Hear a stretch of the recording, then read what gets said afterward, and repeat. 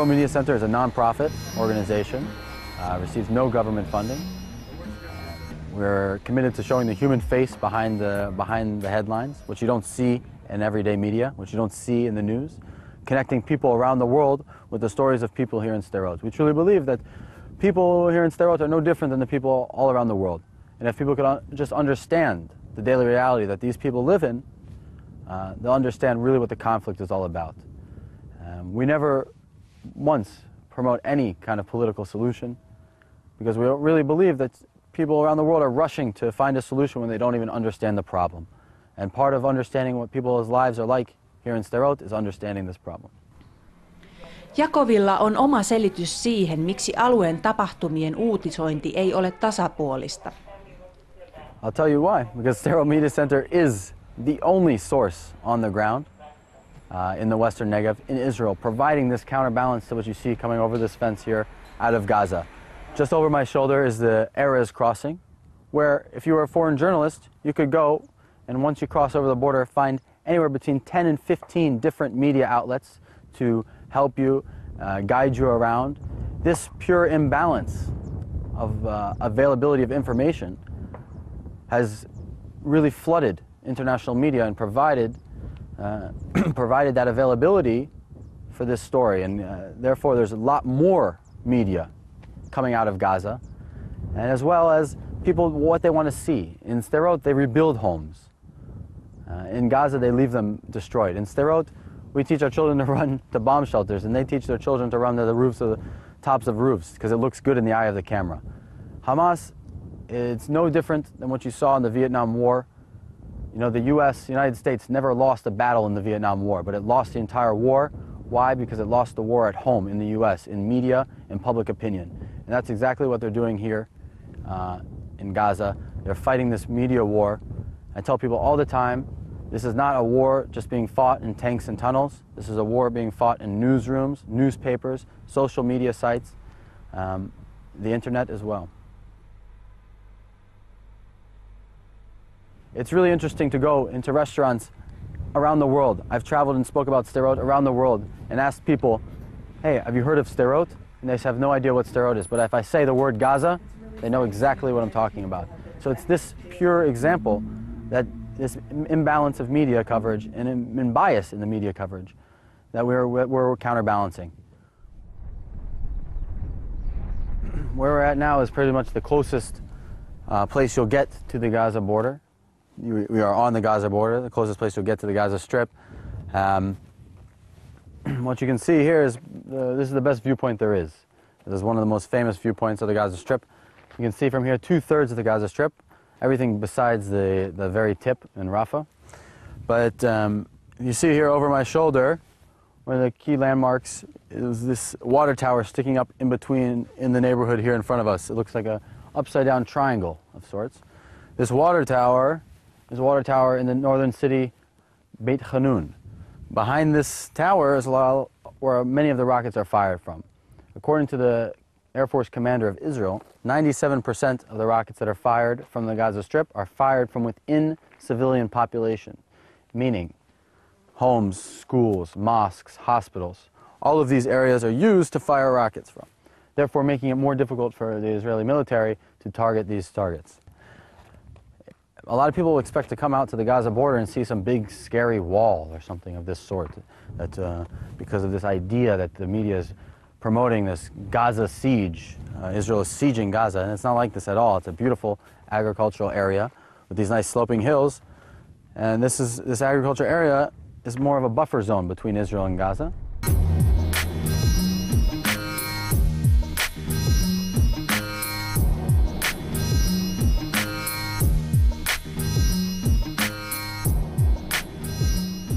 There's been about 12,000 rockets, mortars, Grad missiles fired at Israel from the Gaza Strip over the course of now 9 years, as I said.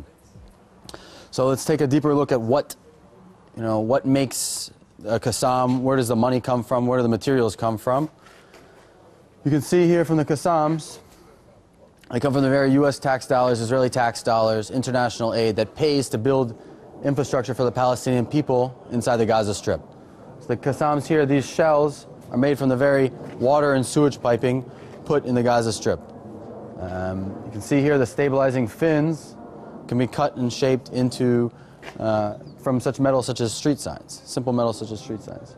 Stuffed inside here, what creates the fuel, what makes the Qassam fly, also international aid materials such as water, sugar, fertilizer, all these materials that you see going in on average now daily, about 80 to anywhere to 100 trucks a day going inside the Gaza Strip. I know for a fact today there are 92 international aid trucks going into the Gaza Strip.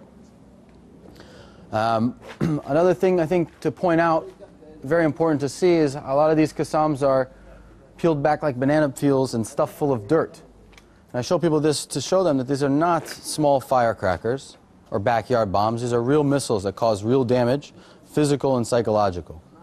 I speak to a lot of people, students, diplomats, journalists, private citizens, and it's very difficult for me to explain what it's like to literally have 15 seconds to run for your life.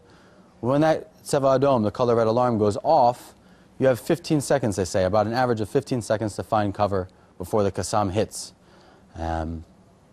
We tell people once you live through your first rocket attack, every single time that alarm goes off, it's as if that rocket is headed right towards you. So really imagine that kind of trauma and psychological damage compiled over the course of now 9 years.